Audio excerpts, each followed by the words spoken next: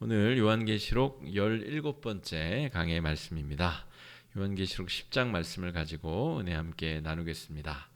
계속하듯이 우리가 요한계시록에 대해 겁을 내면 안 되기 때문에 요한계시록 전체의 주제 우리가 한번 다시 보겠습니다. 심판과 구원 한번 같이 해보실까요? 심판과 구원. 그럼 무엇에 대한 심판과 무엇에 대한 구원이냐라고 하면 악에 대한 심판과 하나님 백성의 구원이다. 당시에 도미티아누스를 비롯한 로마 황제 그리고 로마의 군대들의 그 압제, 또 유대인들의 그리스도인들에 대한 핍박, 압제, 이런 것들에 대한 심판, 그리고 하나님의 백성들을 그 고난과 역경 가운데서 구원하실 것이다 라고 하는 중요한 계획이 그려져 있습니다. 그래서 그 본론 부분에 이제 재앙에 대한 내용들이 나오잖아요. 그러니까 심판 속에 하나님의 백성을 보호하시기 때문에 본론 부분이 심판의 내용이라는 것이죠. 그래서 심판이 3단계로 점진적으로 이루어지게 되는데 일곱 인, 도장 인자를 써서 일곱 도장, 일곱 나팔, 일곱 대접 재앙이 이루어지게 되는데 지금 우리가 살피고 있는 내용이 일곱 나팔, 그러니까 여섯째 나팔과 일곱째 나팔 사이의 이제 부분을 오늘 살펴보게 됩니다. 그러니까 전체 중에 어디 있는지를 지도를 아셔야 헷갈리지 않는다는 것이죠. 그래서 여러분 오늘 말씀도 여러 가지 얘기가 나오잖아요. 힘센 천사가 나오고 일곱 번째 천사가 나팔을 불기 직전이고 그 가운데 여러 가지 일들이 작은 책도 나오고 여러 가지 내용들이 나오는데 전혀 어려운 내용이 아니다라고 딱 못을 받고 시작을 해야 됩니다. 아이고 이건 너무 어렵다라고 생각하면 진짜 어렵습니다. 그런데 어려울 내용이 하나도 없다. 자, 한번 따라해 보실까요? 어려울 것이 없다. 어려울 것이 없습니다. 그래서 하나하나 따라와 보면 오늘 내용을 우리가 좀 잘 이해할 수 있습니다. 자, 7절 말씀 먼저 한번 보겠습니다. 내용적으로 7절입니다. 시작. 일곱째 천사가 소리 내는 날 그의 나팔을 불려고 할 때에 하나님이 그의 종 선지자들에게 전하신 복음과 같이 하나님이 그 비밀이 이루어지리라 하더라. 일곱 번째 나팔 안에 뭐가 있냐면 일곱 대접 재앙이 착착착착. 그러니까 일곱 번째 나팔은 따로 있는 재앙이 아니라 일곱 대접 재앙이 곧 일곱 나팔입니다. 그게 부러지게 되면 첫 번째 대접, 두 번째 대접, 이제 대접 재앙이 시작이 되는 겁니다. 그러니까 이게 클라이막스거든요. 마지막 최후 심판, 최후 재난이 펼쳐지기 직전에 여러분 그 슈퍼스타는 무대 초반에 무대에 서지 않습니다. 무대 맨 마지막에 클라이막스에 하이라이트에. 그래서 그 전에 등장해서 사람들 분위기를 막 띄우는 사람도 있고 또 우스갯소리도 하고 사람들 마음을 열게 만드는 그런 이 분위기를 만드는 사람이 무대에 서서 막 재미난 얘기도 하고 아직 무대가 시작되기 전에 사람들 마음을 활짝 열어놓게 되죠. 그리고 첫 번째, 두 번째, 세 번째 앞쪽에 무대에 서는 사람들은 이제 신인이거나 무대에 처음 오르거나 그렇게 경력이 많지 않은, 인기가 많지 않은 사람들이 먼저 무대에 서게 됩니다. 그리고 정말 중요한 가수, 정말 중요한 우리 연기자들은 맨 마지막에 서게 되죠. 시상식도 그렇고 남자들 좋아하는 권투 경기도 마찬가지입니다. 메인 이벤트 전에 또 그 이벤트를 살리기 위한, 흥을 돋구기 위한 작은 경기가 먼저 펼쳐지게 된다는 것이죠. 그러니까 이 일곱 번째 나팔이 진짜거든요. 그러니까 그 전에 이 일곱 번째 나팔을 소개하는 천사들이 등장하는 겁니다. 증인들도 등장하고 오늘 10장에는 힘센 천사도 등장하고 여러 가지 이 일곱 번째 나팔이 불려지기 전에 이제 분위기를 잡고 이제 정말 무슨 일이 펼쳐지는지 소개하고 또 분위기를 만드는 일들이 펼쳐지고 있다 할 수 있겠어요. 그래서 7번째 천사의 등장을 예비하는 힘센 천사가 등장하게 됩니다. 그러니까 여기 뭐 천사가 두 마리도 아니고 두 명도 아니고 천사는 두 천사가 등장하는데 7번째 나팔을 부는 사명을 지닌 천사가 이제 등장할 것인데 이제 11장에서 이제 등장합니다. 그 전에 이제 힘센 천사가 나와서 분위기를 한껏 돋우는 거예요. 그래서 7번째 천사가 나팔을 불 때 무슨 일이 벌어지는지 또 그와 관련해서 요한 선지자는 어떤 일을 해야 되는지 그런 일들이 보여지게 되고 11장 두 증인이 나타나 가지고 7번째 나팔 천사가 이제는 시작하겠지 그러면 짠 광고가 나오잖아요. 또 이제는 하겠지 그러면 또 뭔가 다른 사람이 나오잖아요. 한창 한껏 이 긴장감을 고조시키기 위한 또 그 중간 인물들로 중간에 사람들로 또 천사들로 이런 존재들이 등장한다 하고 볼 수가 있겠습니다. 1절 말씀 우리 한번 같이 읽어보겠습니다. 1절입니다. 내가 또 보니 힘센 다른 천사가 구름을 입고 하늘에서 내려오는데 그 머리 위에 무지개가 있고 그 얼굴은 해 같고 그 발은 불기둥 같으며. 여러분이 지금 소아시아에 흩어져서 핍박당하고 있는 7교회의 성도들이라고 한번 생각해 보세요. 사도 요한이 편지를 보내가지고 회람용 편지, 저 에베소 교회에서부터 이제 돌고 돌아서 이제 7교회를 돌고 거기서 더 돌면은 이제 그 근방에 있는 다른 교회들까지 이제 편지가 전해지겠죠. 그런데 이제 계속 읽어 내려오다가 10장 1절에 그때는 장절이 없으니까 두루마리를 이제 쭉 펼치다가 중간 정도 온 거 아니에요? 22장이 마지막이니까 중간 정도의 이 부분을 딱 읽을 때에 어떤 마음이 들 것 같아요? 우리 입장에서는 야 이게 뭐냐 힘센 천사가 나오고 구름을 입고 하늘에서 내려오고 머리에 무지개가 있고 얼굴은 해 같고 그 발은 불기둥 같다.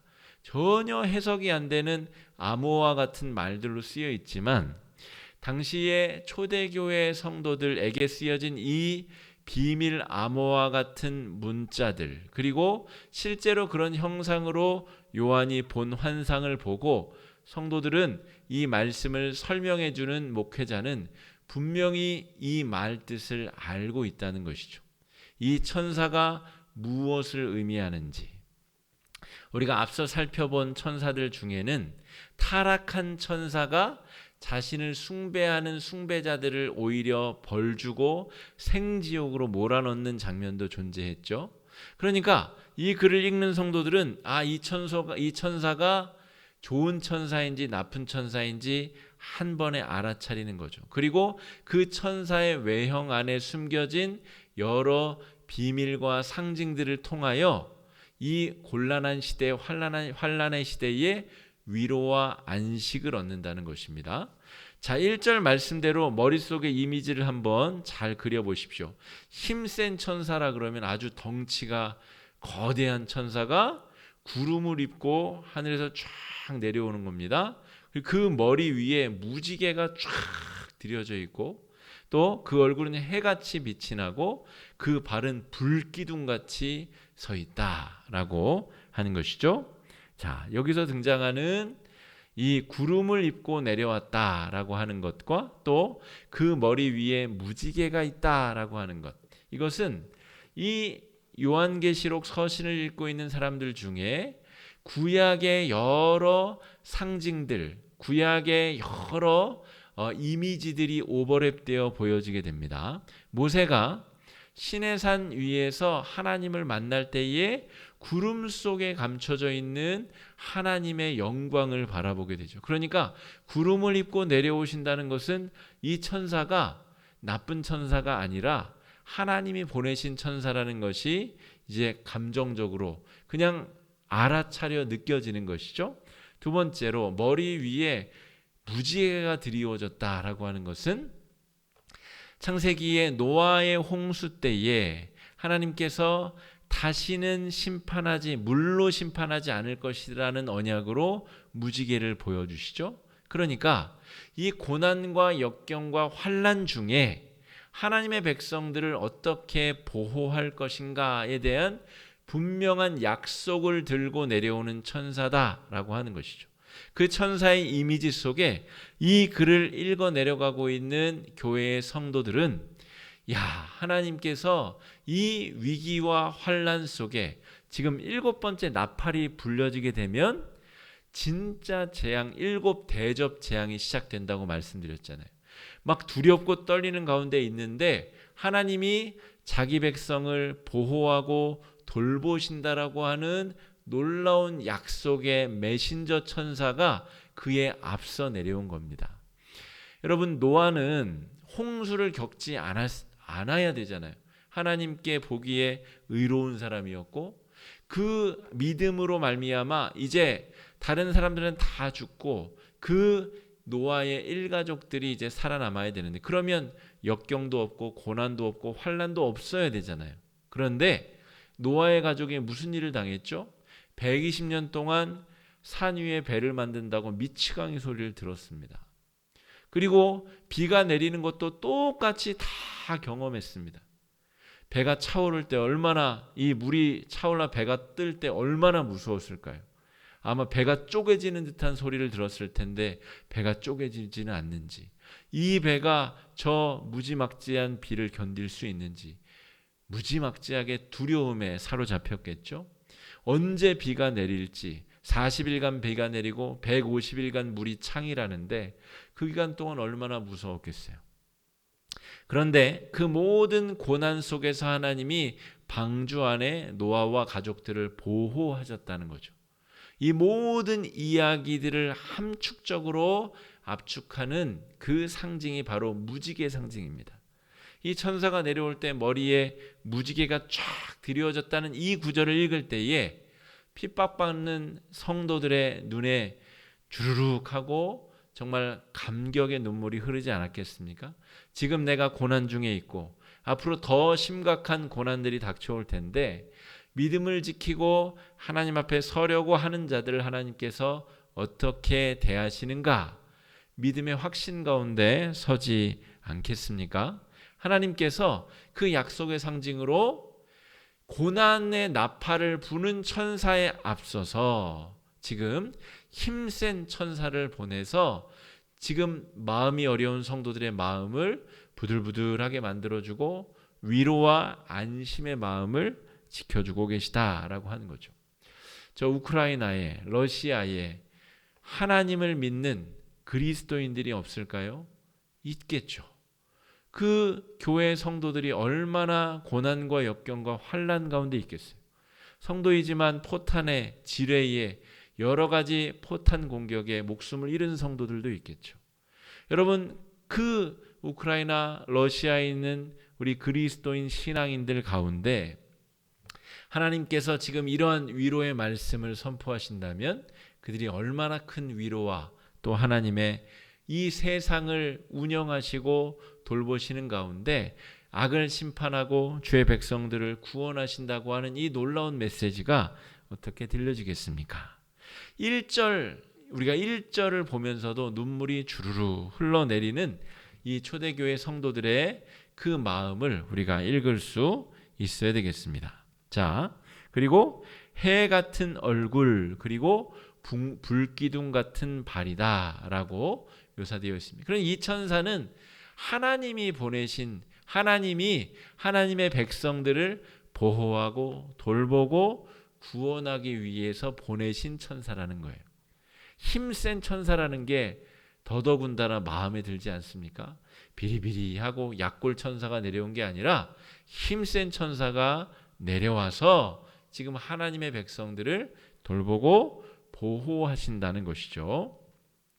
해와 같은 얼굴, 하나님의 존재를 묘사할 때 그림자가 없으신 분, 그러니까 해 같은 얼굴을 한 천사라고 하는 것은 하나님이 직접 보내셔서 고난받는 성도들을 위로하는 천사. 불기둥 같은 발, 불기둥이 어디 등장하죠? 출애굽하여 광야 생활을 할 때 불기둥과 구름기둥으로 앞전에 묘사된 구름을 입고 내려오는 구름과 불기둥, 이 모든 이미지의 조합들이 하나님께서 보내신 천사가 우리와 함께 하는구나 라는 전반적인 이미지를 한 번에 보여주고 있다는 거죠. 구구절절하게 이러저러하다고 설명하는 것이 아니라 하나님이 요한에게 이 이미지를 보여주시고 너는 본대로 기록하여 편지를 써서 보내라. 그런데 그 편지가 정말 이 글을 읽고 있는 성도들의 마음을 따뜻하게 감싸고 위로와 보호하시는 하나님의 권능을 경험하고 있다라고 할 수가 있겠습니다. 자, 2절 말씀 한번 읽어보겠습니다. 2절입니다. 그 손에는 펴놓인 작은 두루마리를 들고 그 오른발은 바다를 밟고 왼발은 땅을 밟고. 자, 이 2절 한번 잘 볼 필요가 있습니다. 먼저 우리 오른발은 바다를 밟고 왼발은 땅을 밟고. 바다는 이 구약 성경, 시작 성경 전체를 통틀어서 악이 영향력을 끼치는 악의 공간이라고 묘사가 됩니다. 그러니까 바다라고 하는 것은 이 특별히 악한 영들이 더 그곳을 기반으로 활동하는, 그래서 사람들로 하여금 두려움을 일으키고, 그래서 여러분 해안가에 무속신앙이 많이 발달해 있는 이유도 그것이죠. 바닷가에서 남편들이, 뱃사람들이 고기를 잡으러 나갔다가 정말 맑은 하늘에 갑자기 비가 내리고 풍랑이 쳐서 배가 잠기고 사람의 목숨을 앗아가는, 그래서 바다를 향한 두려움이 크게 되고 사람들이 무속신앙이 활성화되게 되고, 그래서 바다가 바로 어둠이 지배하는 공간, 그런데 이 힘센 천사의 오른발이 바다를 밟고 있다는 겁니다. 이 문장 하나에 성도들의 마음이 어떤 느낌을 받냐면, 하나님이 우주 만물을 주관하시는 참 하나님, 우주 만물을 창조하셨고 우주 만물을 주관하시는 하나님이라는 확신이 들게 됩니다. 천지 만물을 통치하시는 하나님, 누구나 공평하게 심판하시는 하나님, 왼발은 땅을 딛고 있습니다. 바다와 땅을 이 큰 천사가 딛고 하나님의 보호하심과 이제 심판의 나팔을 불 7번째 천사의 이름을 크게 외쳐 부르기 직전이다 라고 할 수가 있겠습니다. 땅과 바다를 딛고 있다는 것은 이 세상에 존재하는 모든 피조물에 하나님의 심판이 아주 공평하게 정직하게 임할 것이라는 사실을 공표하고 있습니다. 자, 저 로마의 황제는 아마 자기를 신이라고 하기 때문에 돈도 많고 군대도 많이 거느렸으므로 하나님의 심판을 벗어나지 않을까? 그런 게 어디 있어요. 이 힘센 천사가 오른발로 바다를 딛고 왼발로 땅을 딛고 바다에 있든 땅에 있든 그 어느 곳에 피하든 하나님의 진노의 심판을 피할 수 없을 것이다. 그리고 이 힘센 천사가 하나님의 백성을 보호할 것이다 라고 하는 아주 중요한 상징을 보여주고 있습니다. 그리고 또 하나 특기할 만한 것은 이 천사가 작은 두루마리를 들고 있다는 것이죠. 바다를 딛고 땅을 딛고 엄청나게 거대하고 어마어마하게 힘이 센 천사의 손에 작은 두루마리가 펼쳐져 있다 하는 거죠. 나중에 이 두루마리를 요한이 집어먹죠. 사람이 먹을 만큼 작은 두루마리, 뭔가 좀 이 균형이 맞지 않아요. 이 큰 천사가 막 어마어마하게 거대한 두루마리를 들고 그것을 우렁찬 소리로 읽을 법도 한데 아주 작은 책을, 작은 두루마리를 손에 펼친 채 가지고 있다 하는 것이죠. 이것은 복음을 의미합니다. 이 두루마리가 펼쳐져 있다라고 2절에 보면 그 손에는 펴놓인 작은 두루마리라고 되어 있습니다. 이 펴놓인 작은 두루마리, 첫 번째 우리 7인 심판할 때 보시면 7인 도장으로 봉인되어 있다고 그랬고, 그 7인을 연 어린 양의 이야기가, 예수 그리스도의 이야기가 등장하잖아요. 그런데 이 큰 천사의 손에 들려있는 작은 두루마리가 펼쳐져 있다라고 하는 것은 이미 그 내용이 공개되었다 하는 거예요. 그 내용이 공개된 내용이 뭐죠? 예수님의 십자가 사건을 의미합니다.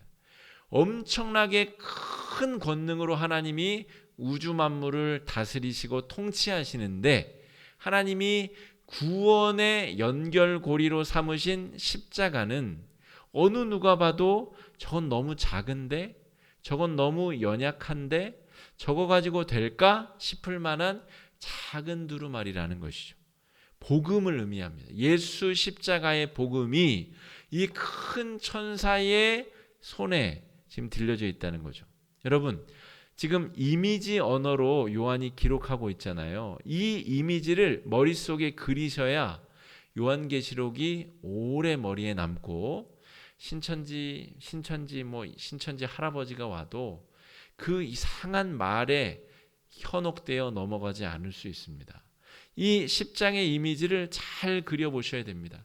7번째 나팔을 불 천사가 대기하고 있고, 그에 앞서서 하늘에서 힘센 천사가 두둥 하고 내려오더니 오른발로 바다를 딛고 왼발로 땅을 딛고서 하나님의 위대한 심판을, 또 성도에 대한 보호를 선포하시는 그 손에 정말 보이지도 않을 만한 작은 두루마리가 이미 펼쳐져 있는데, 그것이 바로 예수 십자가를 통한 구원, 그 복음의 내용이다라고 하는 것이죠. 너무 연약하고 초라해 보여서 유대인들이 어떻게 했죠? 예수 십자가를 없인 여겼습니다. 예수의 그 십자가의 죽음을 하찮게 여겼다는 것이죠. 그래서 오히려 예수님을 죽음 가운데로 몰아넣어 버렸다는 것이죠. 여지껏 예수님이 십자가 달리신 지 2000년이 지난 지금도 대부분의 유대인들은 구원에서부터 이만치 떨어져 있다는 것이죠. 이것이 바로 구원과 복음의 역설적인 증거입니다. 우주 만물을 주관하시고 통치하시고 정복하시고 심판하실 주님의 구원의 계획은 너무나 초라하고 작아 보이는 작은 두루마리, 예수 십자가 안에 숨겨져 있다라고 하는 것이죠. 자, 8절 말씀 한번 읽어보겠습니다. 8절입니다. 시작. 하늘에서 나서 내게 들리던 음성이 땅을 밟고 서 있는 천사의 손에 펴놓인 두루마리를 가지라 하기로. 하늘에서 음성이 들렸다는 거죠, 요한에게. 그래서 야, 너 저 천사에게 가서 그 손에 펴놓인 두루마리를 가져라 라고 했다는 것이죠.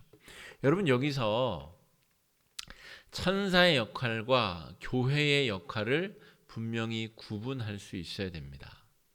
여러분, 교회는 이 세상에서 너무나 연약한 존재처럼 느껴질 때가 있습니다. 우리 성도 한 명 한 명도 마찬가지입니다. 우리가 하나님을 믿는 사람이라고 하기에는 우리는 가진 돈도 별로 없고 세상에서 유명한 사람도 아니고 세상에 막 영향력이 있어가지고 내가 한번 교회 가자 그러면 막 100명씩 1000명씩 교회 오고, 내가 그런 능력 있는 사람, 큰 사람, 돈 많은 사람, 그런 능력 있고 영향력 있는 사람이면 좋을 것 같은데 실제로 우리는 그렇지 못하다는 것이죠. 큰 천사 그 손에 들려있는 작은 두루마리를 취해라. 여러분, 하나님께서 요한에게 그 이야기를 하고 계신 거예요. 그리고 요한을 통해 지금 이 글을 읽고 있는 소아시아의 7교회의 성도들이 이 말씀을 듣고 있는 거예요.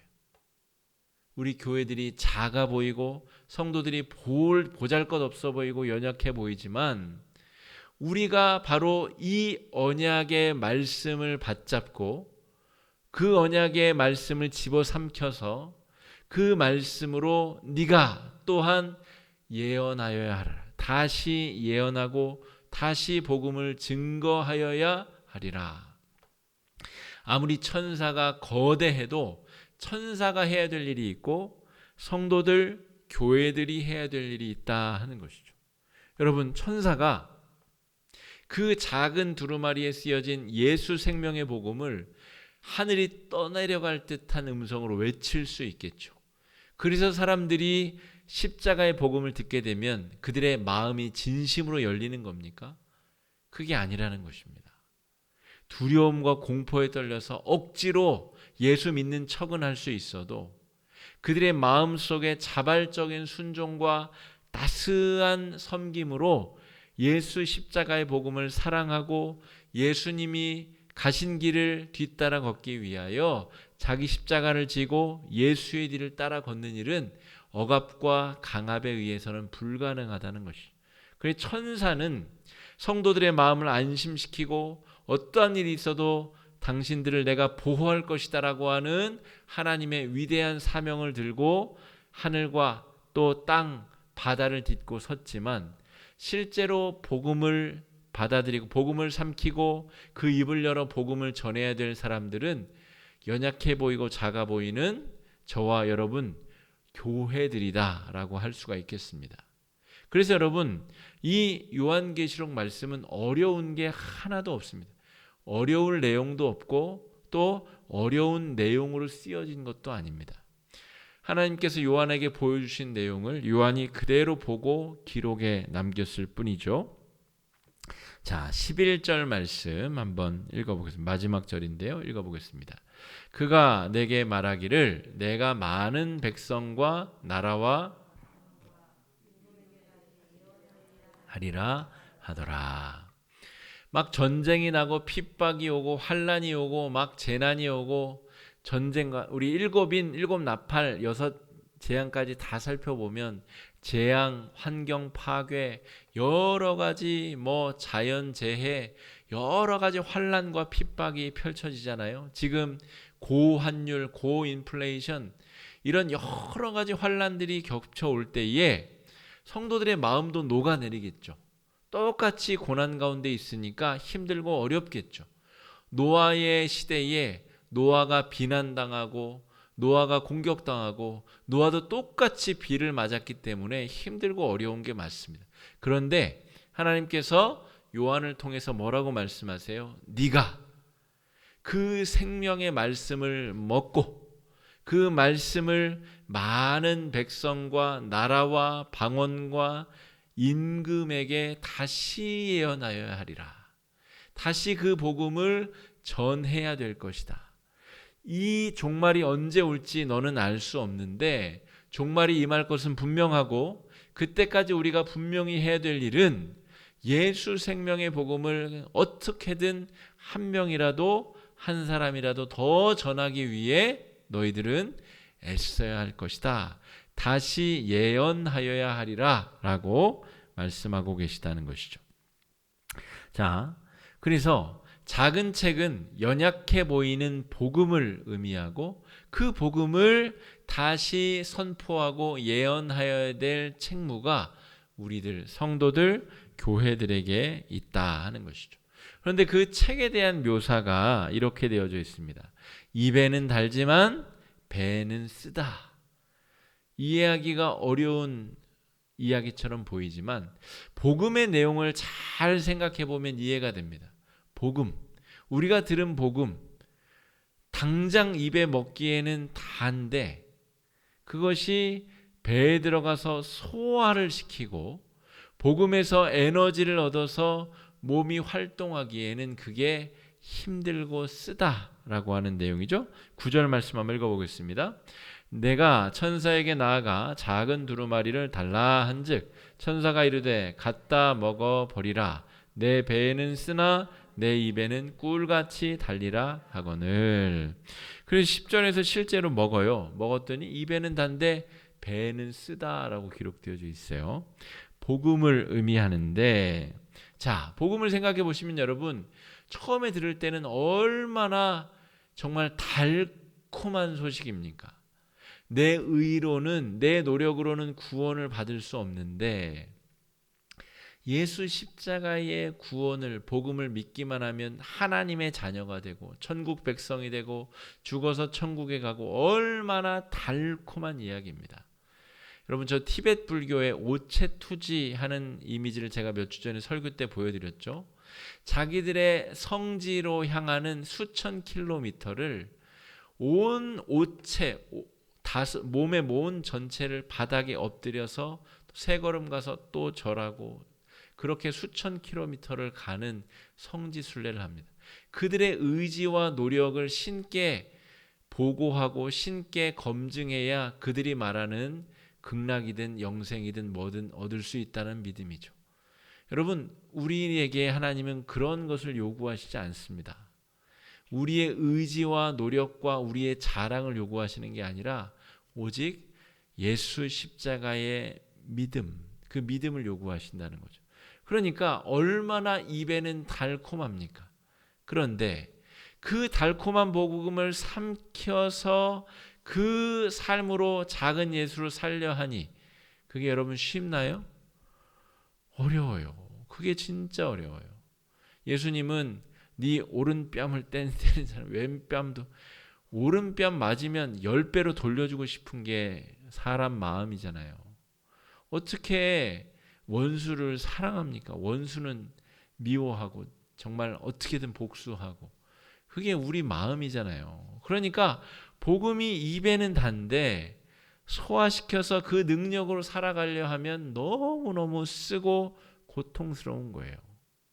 그런데 그 복음을 전해야 될 사명이 요한과 이 글을 읽고 있는 이 소아시아 7교회들, 그리고 지금 설교를 듣고 있는 우리 교회 성도들에게 그 책무가 있더라라고 하는 것이죠.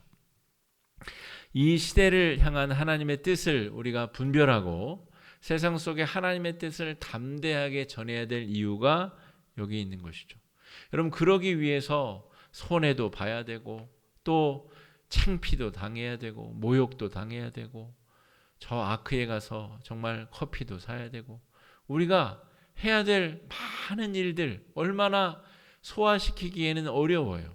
예수처럼, 작은 예수처럼 살려면 쉽지가 않다는 것이죠. 하지만 우리가 들은 그 복음을 전하고 나누기 위해서 우리가 애쓰고 노력해야 된다. 그것이 말세, 종말의 시대의 교회와 성도들에게 맡겨진 사명이다라고 말할 수가 있겠습니다. 반드시 임할 심판 앞에서 복음 증거자의 사명을 감당할 수 있는 우리 교회와 성도들이 되어야 되겠습니다. 여러분, 요한계시록 10장 말씀은 하나도 어려운 내용이 없습니다. 요한이 본 그 이미지를 머릿속에 잘 그려보시면 구름을 입고 내려오고 머리에 무지개가 드리워져 있고 또 불기둥과 같은 발과 빛날 얼굴을 간 힘센 천사 손에 작은 두루마리가 들려져 있는, 펼쳐진 두루마리가 있는데 그것을 요한이 집어 먹었더니 입에는 단데 뱃속에선 쓰더라 라고 하는 내용이에요. 복음을 우리가 매일매일 삼키고 먹고 은혜를 충만케 하여 이 말세와 같은 시대 속에 복음 증거자의 사명을 잘 감당하는 것. 다음 주 토요일에 우리 가을 음악회와 우리 나눔 바자회가 있죠. 여러분, 그거 뭐 하려면 또 힘들잖아요. 뭐 전도 붙여야 되고 뭐도 해야 되고 뭐도 힘들고 어렵잖아요. 아무것도 안 하면 정말 편하겠는데, 여러분, 아무것도 안 하고 예수의 제자로, 작은 예수로 우리가 어떻게 삽니까? 입에는 단데 속에는 쓴 이 복음의 내용을 삶으로 살아내고 전하기 위해서는 은혜가 필요합니다. 그 힘든 걸 하기 위해서는 매일매일 우리가 복음을 먹고 은혜를 마시고 우리 안에 은혜가 충만해야 우리가 넘치게 쏟아내고 우리의 힘과 열정으로 예수, 작은 예수로 살아낼 수 있다라고 하는 내용입니다. 오늘 요한계시록 10장의 말씀을 통하여 우리에게 주신 은혜를 붙잡고 또 이 시간 함께 기도하며 나아가겠습니다. 함께 우리 4가지 정도 기도 제목 가지고 함께 기도하며 나아가겠습니다. 첫 번째 기도 제목은 천사와 성도들은 각기 맡은 사명이 다릅니다. 복음 전함의 사명을 받은 사도 요한처럼 세상 속에서 십자가의 은혜와 사랑을 끈질기게 전하는 우리 화곡중앙교회와 우리 성도들이 될 수 있도록 이 시간에 함께 마음을 합쳐 기도하며 나아가겠습니다. 기도하겠습니다.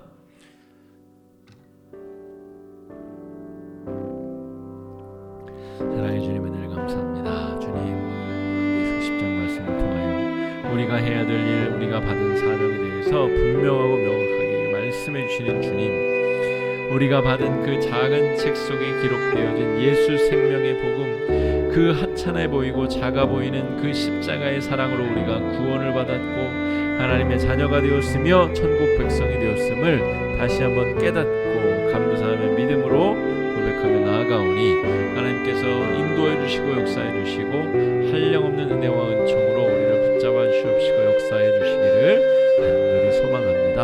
하나님께서 우리 가운데 행하실 위대하고 아름다운 놀라운 역사를 일으켜 주시옵시고 주님, 우리가 마땅히 감당해야 될 주님께서 우리에게 맡기신 그 사명과 소명을 우리가 잘 감당할 수 있도록 주님 인도해 주시옵시고 역사해 주시고 함께하여 주시기를 간절히 소망합니다. 예수 생명의 복음을 우리가 듣게 하여 주시옵시고 알아차리게 하여 주시옵시고 정말 하나님께서 허락하여 주시는 귀한 은혜의 말씀으로 우리가 새로워지는 은혜의 역사, 채워지고 충만해지는 하나님의 살아계신 역사를 경험할 수 있도록 아버지 도와주시옵시고. 두 번째 기도 제목입니다. 하나님의 마음은 만민이 죄에서 돌이켜 구원을 얻는 데 있습니다. 이 세상이 또 전쟁과 또 환경 파괴와 여러 우상 숭배와 물질 만능주의 등 물신 숭배 등이 만연한 죄악 속에서 돌이켜서 또 하나님의 귀한 그 복음을 듣고 변화될 수 있도록 우리 교회가 성도들이 그 복음을 증거하는 역할을 잘 감당할 수 있도록 이 시간에 함께 마음을 합쳐 기도해 주시기 바랍니다. 기도하겠습니다. 사랑의 주님, 만민이 구원받기 원하시는 하나님의 그 뜻을 우리가 잘 알아차릴 수 있기를 바랍니다. 우리를 통하여서 예수 생명의 복음이 전해지게 하여 주시옵시고 하나님께서 살아계시고 역사하시고 주관하신다는 그 놀라운 사실들을 깨달아 알아차릴 수 있도록 주님 주장하여 주시기를 원합니다. 우리가 연약하고 부족하고 미약한 힘을 가졌으나 주님께서 우리에게 힘 주시고 능력 주시면 우리가 능히 그 역할을 잘 감당해낼 수 있을 줄로 믿습니다. 예수의 사람으로 복음을 증거하는 주의 백성들로 거듭날 수 있도록 힘차게 능력 있게 쓰임받을 수 있도록 주님 아버지 인도해 주시옵소서. 주장해 주시고 역사해 주시고 함께하여 주시기를 간절히 소망합니다. 주님, 하나님께서 바라시는 그 마음이 우리를 통하여 교회를 통하여 이 세상 가운데 흘러넘칠 수 있도록 주님 주장하여 주시옵소서. 역사하여 주시옵소서. 함께하여 주시옵소서. 크신 권능과 능력으로 만나주시고 위로해 주시고 힘쳐주시고 역사하여 주시옵소서. 연약하고 부족한 우리를 붙잡아 주시고 하나님의 권능의 장막에 붙잡아 주시고 인도하여 주시옵소서.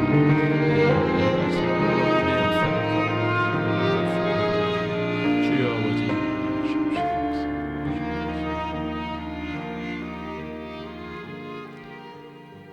세 번째 기도 제목입니다.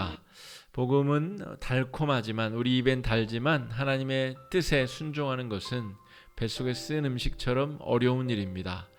은혜를 충만히 받고 그 은혜로 자발적이고 아름다운 순종으로 나아갈 수 있게 해달라고 새벽마다 새벽 말씀을 통해서 우리에게 부어주시는 은혜를 채우고 은혜를 누리며 세상 가운데 이 복음을 살아낼 수 있는 성도들 될 수 있게 해달라고 이 시간에 함께 기도하며 나아가겠습니다. 기도하겠습니다. 사랑의 주님, 은혜를 감사합니다. 주의 권능과 은혜로 붙잡아 주시옵시고 인도하여 주셔서 우리 가운데 부어주시고 채워주시는 하나님의 놀라운 섭리와 은총을 경험할 수 있도록 아버지 인도하여 주시옵소서. 하나님 아버지, 우리 가운데 행하시는 주의 권능으로 말미암아 주님, 우리가 예수의 사람으로 예수의 권능으로 아버지 행하며 나아가게 하여 주시옵소서. 그저 우리가 말로만 구원받았고 말로만 예수의 제자라 칭함받는 사람들이 아니라 우리의 삶으로 우리의 뱃속에서는 쓰지만 주님 복음의 삶을 살아낼 수 있는 주의 백성들 되게 하여 주시옵소서. 용서하고 참아내고 인내하며 천국 백성으로 천국 복음을 증거하는 주의 백성들 되게 하여 주시옵소서. 임박한 심판 앞에서도 마음이 녹아내리지 아니하며 생명과 은혜를 붙잡아 주님께서 허락하여 주신 위로와 평강을 누리는 주의 백성들 되도록 인도하여 주시옵소서. 하나님께서 살아계심을 드러내고 나타내는 주의 백성들 되도록 주님께서 인도해 주시옵시고 역사해 주십시오.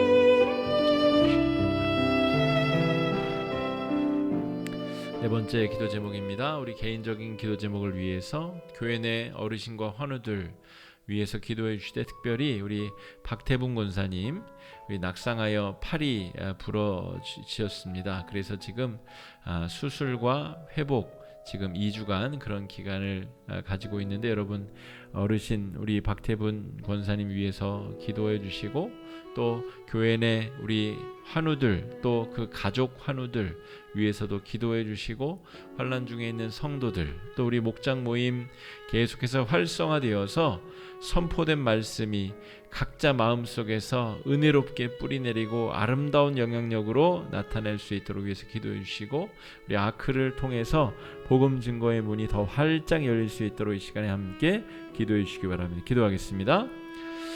사랑해 주님 은혜를 감사합니다. 우리 교회의 성도들을 위해서 기도하고 우리 개인적인 기도 제목 가지고 주 앞에 나아갑니다. 주님 아버지 인도하여 주옵소서. 주님 연약한 우리에게 믿음이라는 선물을 허락하여 주시고 믿음으로 우리가 기도하며 나아갈 수 있는 특권을 우리에게 주셨습니다. 기도하는 가운데 천국 백성의 그 기쁨과 만족과 감격을 누리게 하여 주시옵소서. 우리 교회 어르신들 환우들 주님 붙들어 주시고 인도하여 주셔서 그들의 병든 몸을 치료하여 주시옵시고 온전케 되는 하나님의 능력과 은총을 경험하도록 인도하여 주시기를 간절히 소망합니다.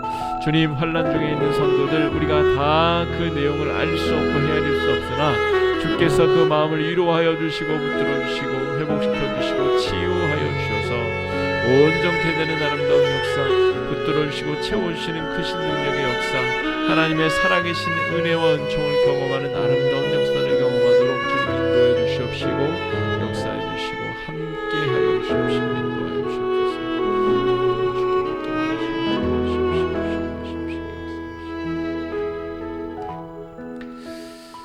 살아계신 주님 이 시간 우리가 부족하고 연약한 마음으로 주의 말씀을 듣고 기도하였습니다. 말씀을 다 깨닫고 이해하기는 어려우나 그러나 마지막 심판의 때 환난의 때에 우리가 어떤 마음으로 이 세상 앞에 또 하나님의 은혜의 장중에 서야 되는지 말씀해 주시니 감사합니다. 우리가 연약함에도 불구하고 우리에게 부어주시는 은혜를 감사하며 감격하며 이 힘들고 거친 세상 믿음으로 승리하게 하여 주시옵시고 복음을 증거하는 주의 백성들 되도록 인도하여 주시기를 원합니다. 남은 한 주간의 삶도 주님께서 붙들어 주시고 인도해 주시고 주일에 만날 때에 또 은혜롭고 아름다운 간증거리들로 우리 가운데 채워주시기를 간절히 바라옵고 예수님 이름으로 기도드립니다. 아멘.